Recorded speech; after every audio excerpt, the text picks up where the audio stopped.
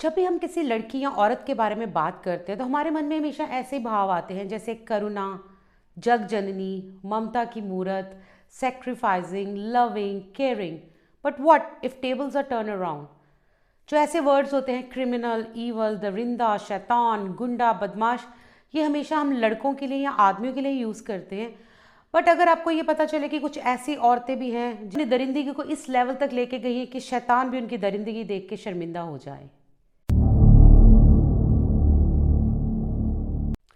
Hi, this is Daisy Kaur here. Welcome to my show Daisy Investigates.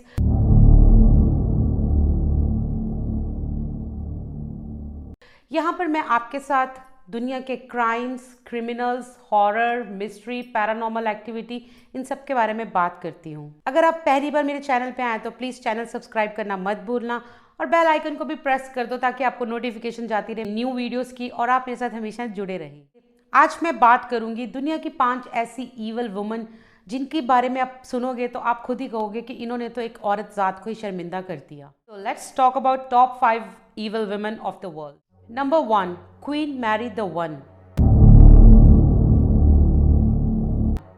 Queen Mary king Henry the 8th और Catherine of एरागोन की इकलौती ऐसी बच्ची थी जो एडल्टहुड तक पहुंची। उससे पहले जितने भी बच्चे थे वो सारे बचपन में ही मर जाते थे। क्वीन मैरी 1555 से लेके 1558 तक फर्स्ट क्वीन बनी थी और 3 साल के शासक में उसने जो किया आप सोच भी नहीं सकते। उसमें दया नाम की कोई चीज़ ही नहीं थी। जो भी कोई विरोध करता था उसके राज में वो उसको मरवा देती थी। उसने कितने लोगों को, कितने ऐसे जो लोग थे जो विरोध करते उनको मार दिया और धीरे धीरे लोग उसका जो राज था वो छोड़ के जाने लग पड़े। इतनी ज़्यादा दरिंदगी करती थी, इतनी ज़्यादा लोगों को मारती थी कि उसका नाम जो है ब्लडी मैरी भी रखा गया था। यहाँ तक कि उसने अपनी फर्स्ट कज़न लेडी जेन ग्रे को भी मरवा दिया था और इतनी बुरे तरीके से मरवा दिया था। उसने उसकी सर को धड़ से अलग करवा के उसको मारा था सिर्फ इसलिए क्योंकि वो 18 साल की होने वाली थी और वो अगली दावेदार बन रही थी क्वीन बनने के लिए। 3 साल के अपने शासन में क्वीन मैरी ने इतना खौफ फैलाया, इतना ज़्यादा एग्जीक्यूट किया लोगों को कि उसको लोग ब्लडी मैरी कहने लग पड़े। आपने सुना ही होगा बहुत ज़्यादा इंग्लिश मूवीज़ में ब्लडी मैरी वर्ड जो वो ज़्यादा हॉरर मूवीज़ में यूज़ किया जाता है और ब्लडी मैरी नाम की कॉकटेल भी है।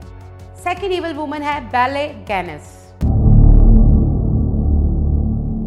गैनिस एक ऐसी औरत थी जिसका कद काठ ऐसा था कि वो किसी भी हट्टे कट्टे आदमी को धूल चटा सकती थी।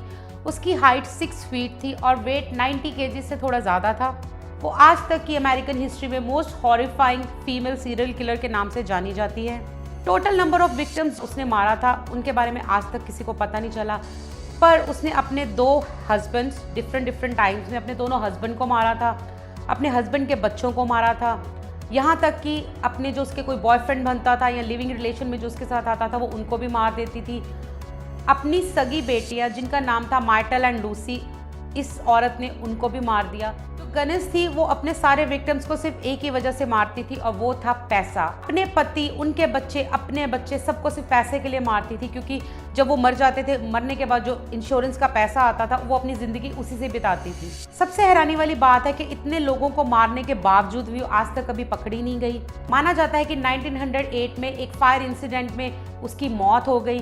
पोस्टमार्टम रिपोर्ट में पता चला कि जब उसकी बॉडी की मेजरमेंट की, उसकी जो हाइट थी बॉडी की, वो उसकी रियल हाइट जो कि 6 फीट थी उससे 2 इंच कम थी। तो वो अज्यूम कर रहे थे कि शायद जो गैनिस थी वो मरी नहीं थी, उसने अपने मरने का एक नाटक किया और वो वहाँ से चले गई। और गॉड नोस कि उसने उसके बाद कितने लोगों को मारा होगा सिर्फ पैसे के लिए। नेक्स्ट ईवल वुमन है के.डी. कैपा अम्मा। कैपा अम्मा बैंगलोर, इंडिया की है। वो 1970 में पैदा हुई थी। वो एक छोटे से गरीब घर से थी। उसका जो पति था वो टेलर था और उसके 3 बच्चे थे। वो लोगों के घरों में काम करती थी, पर जब लोगों के घरों में काम करती थी उसने धीरे धीरे से चोरी करना शुरू कर दिया। तो चिट फंड चलाती थी जिसकी वजह से उसने लोगों के साथ बहुत घपले किए और उस वजह से उसको जेल में डाल दिया गया। जब वो जेल से वापस आई उसको उसके पति ने घर से निकाल दिया, उसके बच्चों ने भी उससे रिश्ता तोड़ दिया। तो वो छोटे मोटे काम वाम इधर उधर करती थी और उसने मंदिर में जाना शुरू कर दिया। मंदिरों में जाके वो क्या करती थी, वहाँ पर बैठ के देखती रहती थी कि जो भी मायूस औरतें, जो अच्छे घर से पैसे वाली औरतें जो मायूस होती हैं, जो मंदिर में आके रोती हैं, भगवान से गिड़गिड़ाती हैं, कुछ मांगती हैं, उसने धीरे धीरे उनको कॉन्फिडेंस में लेना शुरू किया उनके पास जाती थी, उनको कहती थी मैं भगवान को बहुत मानती हूँ, मैं एक पायस औरत हूँ, मैं तुम्हारी मदद कर सकती हूँ, मैं एक हवन करूँगी जिससे तुम्हारी जो मुश्किलें हैं वो सारी आसान हो जाएंगी। जैसे कुछ औरतें ऐसी थी जिनका बच्चा नहीं होता था, कुछ ऐसी थी जिनके पति के साथ नहीं बनती थी, और एक तो 59 ईयर्स ओल्ड की एक ऐसी औरत थी जिसका बेटा घर से गायब हो गया था, उसकी वजह से वो वहाँ पर आके मन्नत मांगती थी। उसने क्या किया, उनको बोला कि मैं एक हवन करूँगी, आप अपने अच्छे सबसे महंगे कपड़े, सबसे महंगे जूते और तुम्हारे पास जितने भी गहने हैं वो सारे गहने लेके उस जगह पे आ जाओ। वो एक ऐसी पर्टिकुलर जगह चूज़ करती थी जो सुनसान हो, जहाँ पर लोगों को ज़्यादा पता ना हो। वो वहाँ पर बुला के औरतों को हवन करना स्टार्ट करती थी, और हवन के दौरान अपने विक्टिम्स को वो जल देती थी, और जैसे विक्टिम जल पीते थे वो उसी वक्त ऑन द स्पॉट मर जाते थे, क्योंकि उस जल में साइनाइड थी। यस, साइनाइड एक ऐसी चीज़ है कि आपके अगर होठों पे लग भी जाए तो आप उसी वक्त ऑन द स्पॉट मर जाओगे। आज तक साइनाइड का टेस्ट किसी को पता ही नहीं चला, क्योंकि बहुत ज़्यादा ही डेडली चीज़ है साइनाइड। तो वो ऐसे करके अपनी सारी विक्टिम्स को मार देती थी। कैपा अम्मा को साइनाइड मलिका नाम से भी जाना जाता है, क्योंकि जब वो अपनी लास्ट विक्टिम को हवन के लिए बुला रही थी तो पुलिस ने उसको पकड़ लिया, और जब पुलिस ने पकड़ा तो पता चला उसने अपनी जो लास्ट विक्टिम है उसको अपना नाम मलिका बताया था, तब से उसका नाम साइनाइड मलिका रखा गया। उसने बहुत ज़्यादा औरतों को मारा, एग्जैक्ट नंबर आज तक पता नहीं चला, पर जितनी भी औरतों को मारा था उसकी सज़ा उसको आज भी मिल रही है। वो आज भी बैंगलोर प्रिजन में अपनी उम्र कैद काट रही है। नेक्स्ट ईवल वुमन है इल्से कॉक, जिसको विच ऑफ बुकेनवर्ड भी कहा जाता है। इल्से कॉक हिटलर की नाजी आर्मी में एक ऑफिसर थी। उसका पति कमांडेंट था नाजी आर्मी में, उसकी बहुत अच्छी पोस्ट थी, बहुत हाई पोस्ट थी, और अपने पति की पोस्ट का नशा इल्सा पे ऐसा चढ़ा कि वो धीरे धीरे इतनी ईवल हो गई कि आप सोच भी नहीं सकते। कहा जाता है कि उसकी एक ऑब्सेशन थी टैटू से। तो वो क्या करती थी कि जब भी जेल में कोई प्रिजनर आता था, उसमें से जो टैटू होते हैं, जिनकी बॉडीज़ पे टैटूज होते हैं, लड़के या लड़कियां, उनको एक साइड पे ले जाती थी। वो टैटूड वाले जो प्रिजनर होते थे उनको बहुत गंदे तरीके से टॉर्चर करती थी। टॉर्चर करने के बाद उनकी स्किन पे जहाँ जहाँ टैटूज बने होते हैं वो स्किन काट के, उसको स्लाइस करके, उसकी स्किन के साथ लैंप्स, बैग्स, बुक कवर्स, ये सब कुछ बनाती थी। उसकी बहुत ज़्यादा गंदी ऑब्सेशन हो गई थी टैटूड स्किन के लिए। वो फर्स्ट वुमन थी जिसको यूएस आर्मी ने वर्ल्ड वॉर 2 के बाद पकड़ा और उसको सज़ा दी। उसके पति को भी सज़ा दी। इल्सा को उम्र कैद की सज़ा दी गई थी, और जो उसका पति था कार्ल कॉक, उसको फायर स्क्वाड ने खड़े होकर गोलियों से भून दिया था। ये उसकी सज़ा थी। 1967 में इल्सा ने जेल में सुसाइड कर लिया, और सुसाइड करने से पहले वो सबको यही कहती थी कि मैंने जेल में जिन जिन लोगों को मारा है वो लोग सब मेरे पास जेल में आते हैं, मुझे डराते हैं, मुझे डर लगता है। वो एक डर था या उसके अंदर की गिल्टी थी, उसने सुसाइड कर लिया और अपनी सज़ा काटने से पहले ही वो मर गई। Last but not the least, next जो ईवल वुमन हमारी लिस्ट पे वो है बेवरली एलेट, जिसे एंजल ऑफ डेथ भी कहा जाता था। एलियट ग्रैंथम एंड कैस्टिवन हॉस्पिटल में एक रजिस्टर्ड नर्स थी। वो इतनी ईवल थी, उसने 59 डेज में कितने ही बच्चों को मार दिया था। बच्चों को वो बहुत गंदे तरीके से मारती थी।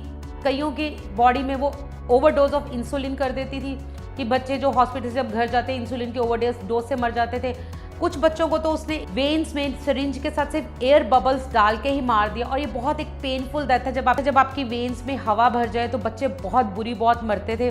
जब वो पकड़ी गई तो एग्जैक्ट नंबर तो बच्चों का पता नहीं लगा, पर उसको 6 बच्चों की मौत के लिए जिम्मेदार माना गया। उसने कोर्ट में कोई रीज़न नहीं दिया कि मैंने क्यों मारा है। वो बस ये कहती थी कि इसमें सिर्फ मेरा कसूर नहीं है। जो पेरेंट्स हैं वो खुद ही अपने बच्चों को अबैंडन कर देते, अपने बच्चों का ध्यान नहीं रखते थे, यहाँ छोड़ जाते थे, तो इस वजह से मैंने ये सब कुछ किया।